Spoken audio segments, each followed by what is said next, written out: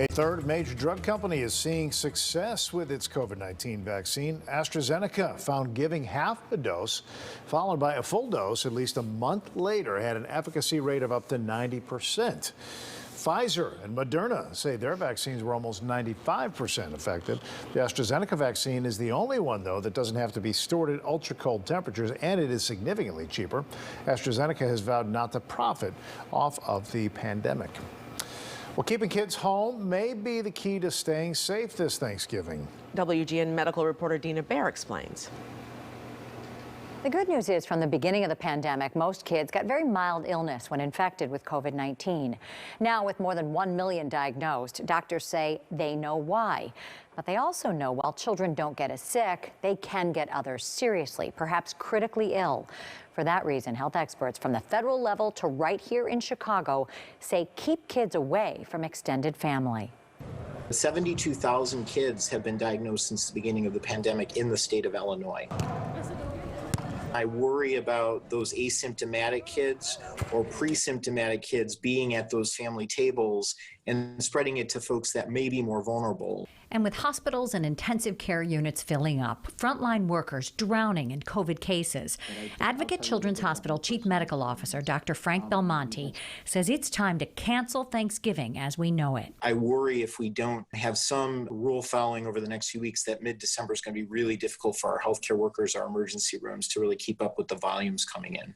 The suggested rule, no one outside your household should gather for the holiday feast. I would really keep the Thanksgiving celebration to your immediate family bubble. The people that are considered household members is anyone who's lived with you for the 14 days prior.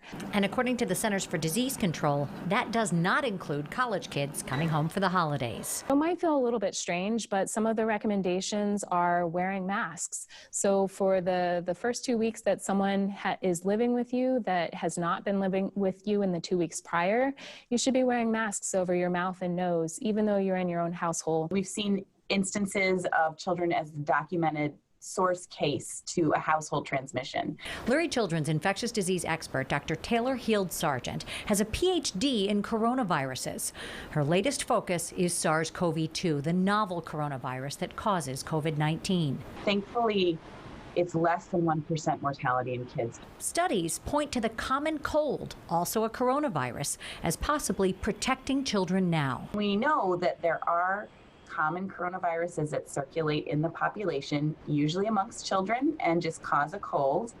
And maybe by being exposed to these human coronaviruses, there's enough similarity there that it'll offer some protection when the kids are faced with this novel coronavirus. But that protection does not extend to parents and grandparents, aunts and uncles. We need to keep everyone healthy now and safe now to be able to keep them around for future holidays. Masking, social distancing, hand washing, and staying home when you're sick are really key.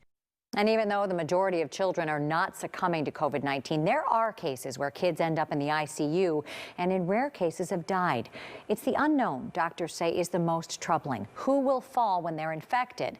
And that means everyone has to be protected. Back to you.